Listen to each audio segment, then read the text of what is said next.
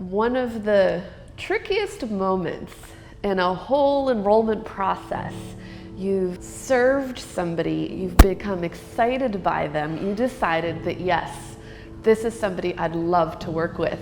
You've done such a good job creating all this value for them, and through your coaching and the homework you've given them and the actions they've taken, they're seeing all of this possibility of potential in their lives. They're actually beginning to see change. You've coached them again and you've served some more, and they're like, great, and tell me, what do I need to do to work with you? And you've done all this work yourself and getting yourself all grounded and confident and worked out all your money stuff, and it's proposal time.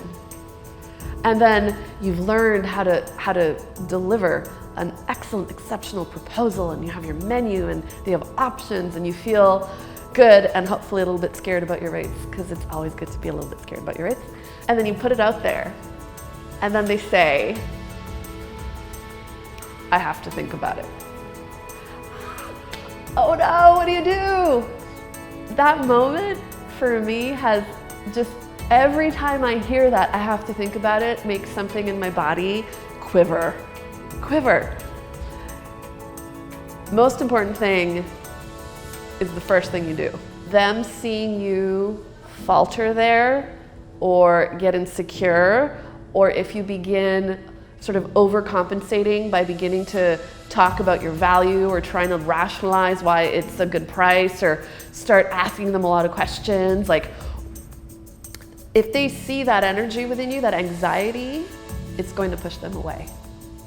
So, very first thing when you hear that, stay calm. It's gonna be okay.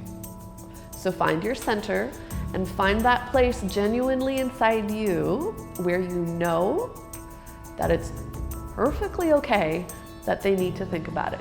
Everything's fine. Remember, you're unattached. So great. Then you have to assess, what is it that you hear in their voice, in their energy as they say that? Do you see their eyes squinting? Do you hear them kind of like smile, see them sort of smile while they're saying that? Do they just feel frozen and in shock by the sticker rate? What's going on?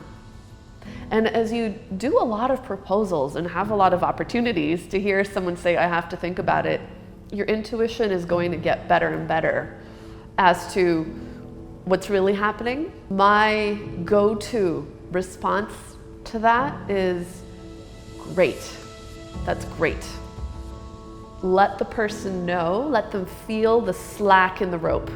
So instead of you freaking out and trying to sell and pull them in, do the opposite. If someone's pulling away from you, push them a little bit further than they expect you to be pushing. Really have them sense how unattached you are in that moment.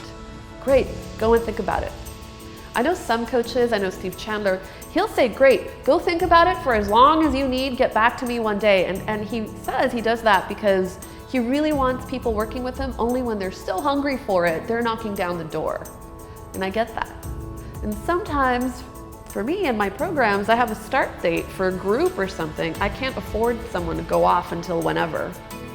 I also know something happens where if someone goes back into their world, they feel this energy, they've taken risks, they're willing right in this moment, they're feeling the possibilities for their lives, and they're ready to start taking action, but there's a little bit of a, I gotta go talk to my wife or my husband, or I just need to check out my finances, or am I really ready to take the step? I need a minute.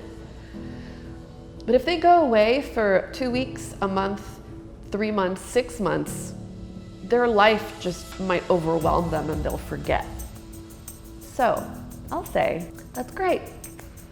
How long do you need to think about it? Because honestly, how long does somebody need to think about it? They don't need a month. Nobody needs a month. If they need a month, they're a no. So I will let them create the time scale that they can take responsibility for that feels really good to them. And sometimes I'm surprised and they'll go, you'll know by tomorrow night. Or sometimes they'll say, I need a week. Whatever they say, fantastic. But don't let them go.